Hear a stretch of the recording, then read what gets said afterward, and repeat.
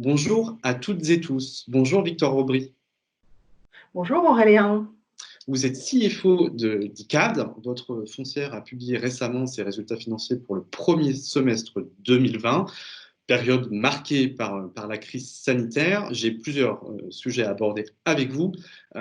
Premier sujet, vous avez indiqué que l'impact total de la crise sur le cash flow net courant devait être compris entre moins 45 millions d'euros et moins 55 millions d'euros, dont 80% seront décalés sur 2021.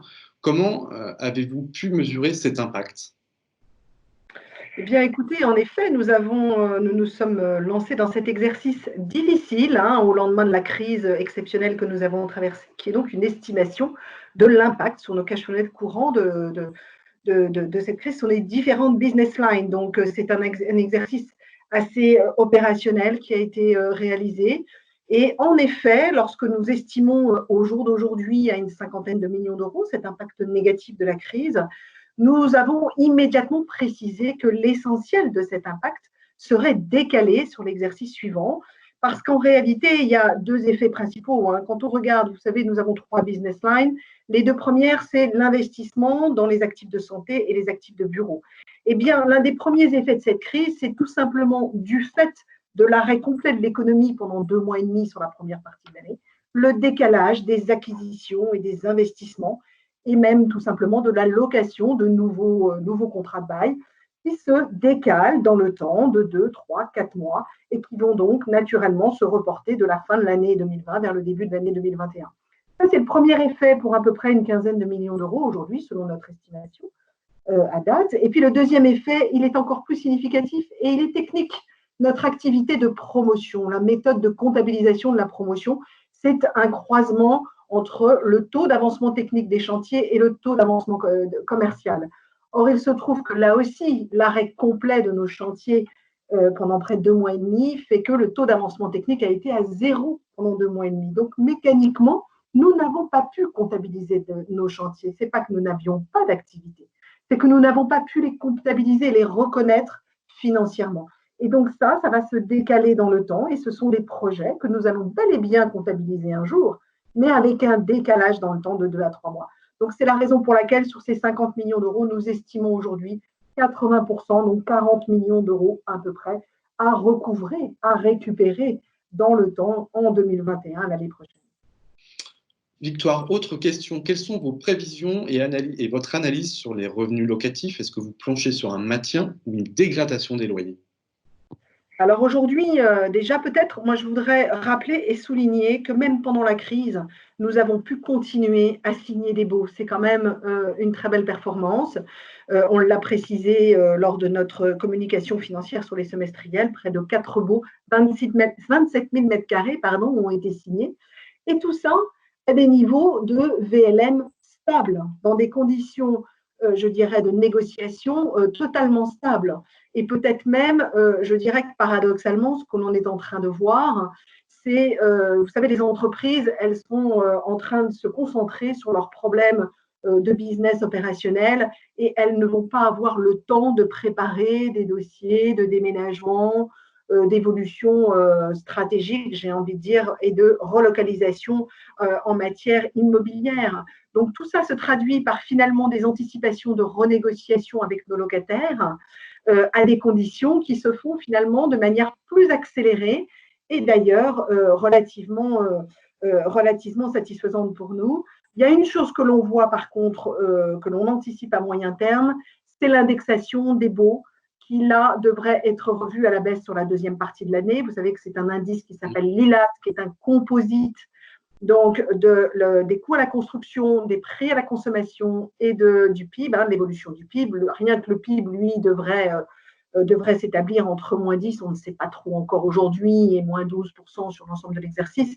Donc, il y aura des effets à la baisse des indexations. Donc, si nous anticipons un éventuel impact sur l'évolution de nos loyers à moyen terme, dans les 6, 10, 12 mois, c'est clairement, principalement, sur cette première base, sur l'impact d'évolution de l'indexation. Voilà ce que l'on peut dire aujourd'hui.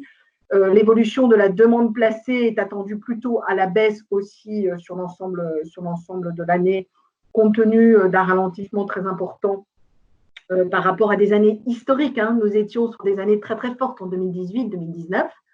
Voilà. Mais ce qu'on peut dire aussi, c'est que bien évidemment, ICAD a de nombreux atouts pour faire face à cette évolution de marché. Et puis surtout, ce qu'il est important de rappeler là une fois encore, c'est que pour l'instant, de ce que nous observons, nous ne voyons pas de baisse dans les négociations avec nos locataires, nous ne pressentons pas, nous ne voyons pas de baisse sur le niveau de loyer. Et donc après, il y a tout un travail, bien évidemment, d'exercice budgétaire qui sera fait sur l'année 2021. Victoire, au regard de la crise sanitaire et économique, est-ce que vous allez maintenir votre stratégie qui repose sur 3 piliers, le bureau, la santé et la promotion? En fait, une sous-question, est-ce que vous pouvez ou est-ce que vous envisagez de détacher la partie santé d'ICAD? Oui, alors merci de poser cette question. Hein. Très clairement, aujourd'hui, le business model d'ICAD repose sur 3 métiers. 2 métiers d'investisseurs dans la santé et dans les bureaux et un métier dans la promotion. Et très clairement, la crise a démontré la pertinence d'avoir notre business line de santé qui a des cash flows très robustes, très solides. Aujourd'hui, c'est 26% du portefeuille et près de 40% de notre cash flow net courant. Donc, pour répondre assez directement à votre question, je ne pense pas qu'il soit à l'ordre du jour de se désengager, bien évidemment, de cette classe d'actifs. Alors, bien évidemment, là aussi, la crise va avoir des impacts sur l'ajustement de nos priorités stratégiques sur ces 3 business lines et nous aurons un grand plaisir à vous les présenter lors de notre prochaine journée investisseur en fin de novembre prochain. Mais très sincèrement, la business line ICAD Santé est très structurante, très centrale aujourd'hui, bien évidemment, aux côtés des 2 autres. Mais il ne s'agit absolument pas de s'en désengager à court terme et la crise nous a démontré la pertinence et l'attractivité de cette classe d'actifs. Victoire, j'ai une dernière question. Quelle est votre analyse du marché de la promotion résidentielle? On est en train de traverser une crise sanitaire et économique, et de l'autre côté, on a aussi un certain nombre de maires écologistes qui ont très clairement indiqué qu'ils voulaient construire beaucoup moins de logements neufs dans les villes où ils sont élus. Je pense notamment à Lyon ou à Bordeaux. Et alors même qu'on a une pénurie d'offres de logements dans ces territoires tendus, quelle est votre analyse et votre ambition? Alors, vous savez, c'est intéressant parce que là aussi, cette crise a permis de révéler un certain nombre d'éléments qui étaient déjà d'ailleurs très présents chez ICAD avec, vous savez, nous avons annoncé notre raison d'être en début d'année hein, et nous sommes là au cœur du sujet de notre marché résidentiel et comment l'activité de promotion d'ICAD peut servir cette ambition.